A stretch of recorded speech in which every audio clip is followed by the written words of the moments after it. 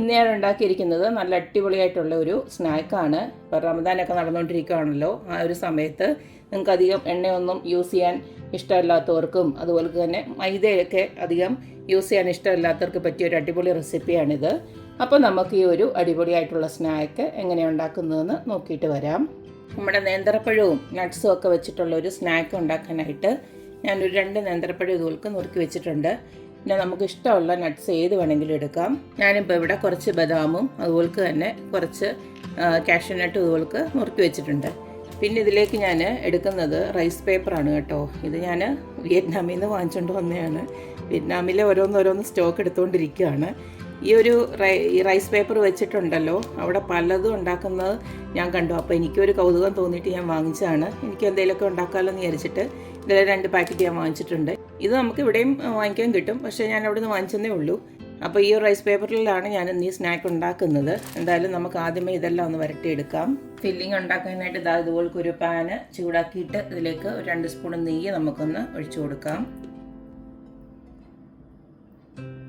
നെയ്യൊക്കെ ഒന്ന് ഉരുകി വരുമ്പോൾ നമുക്ക് ആദ്യം തന്നെ നട്ട്സ് ഒന്ന് ഇട്ട് കൊടുക്കാം.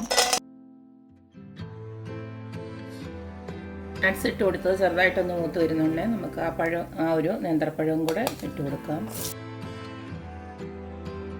ഇനി ഇതിലേക്ക് കുറച്ച് പഞ്ചസാര ഇട്ട് കൊടുക്കാം. പഞ്ചസാര തീരെ താല്പര്യമില്ലെങ്കിൽ അതും ഇട്ട് കൊടുക്കണ്ട. ഒരു 2-3 സ്പൂൺ പഞ്ചസാര ഞാനിപ്പോൾ ഇട്ട് കൊടുക്കുന്നുണ്ട്.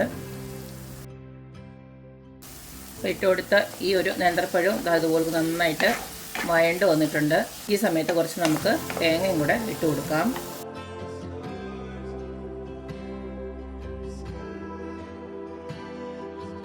എല്ലാം കൂടെ നന്നായിട്ട് വരണ്ട് വന്നിട്ടുണ്ട്. അപ്പം നമ്മുടെ ഫില്ലിംഗ് റെഡി ആയിട്ടുണ്ട്. ഇതിന് നമുക്ക് സ്റ്റൗ ഓഫ് ചെയ്യാം. ഫില്ലിംഗ് എല്ലാം ഞാൻ ഇതുപോലെ ഒരു പാത്രത്തിലോട്ട് നിരത്തി വെച്ച് കൊടുത്തിട്ടുണ്ട്. ഇനി നമുക്ക് ഇതുപോലൊരു റൈസ് പേപ്പർ ഇതുപോലെ ഇരിക്കും റൈസ് പേപ്പർ. നമുക്ക് ജസ്റ്റ് വെള്ളത്തിലൊന്ന് ഡിപ്പ് ചെയ്തെടുക്കാം.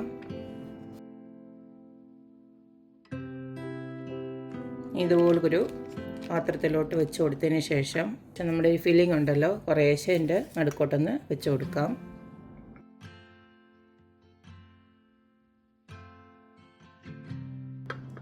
എന്നിട്ട് ഇതുപോലൊന്ന് മടക്കി എടുക്കാം.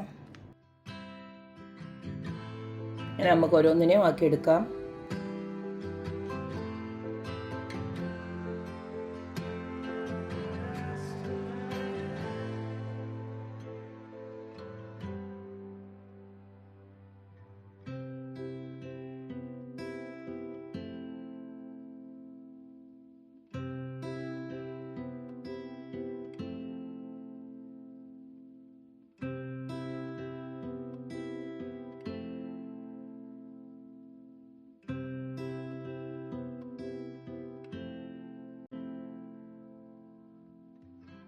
ഇതുപോലൊക്കെ ഇതെല്ലാം ഞാൻ റെഡിയാക്കി വെച്ചിട്ടുണ്ട്.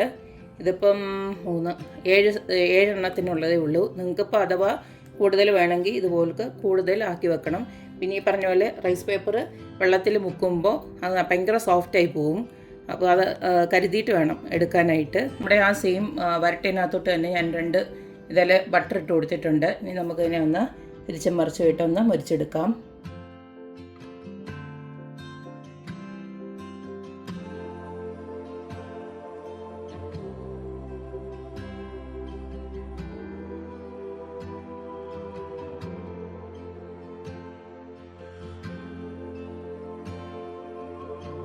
അപ്പോൾ ഇത്രയേ ഉള്ളൂ. നമ്മുടെ അടിപൊളിയായിട്ടുള്ള ഒരു വെറൈറ്റി സ്നാക്ക് ഇവിടെ റെഡി ആയിട്ടുണ്ട്. തിരിച്ചും മറിച്ചത് ഇതുപോലെ നല്ല മൊരിച്ചിങ് എടുത്ത് വെച്ചാൽ മതി.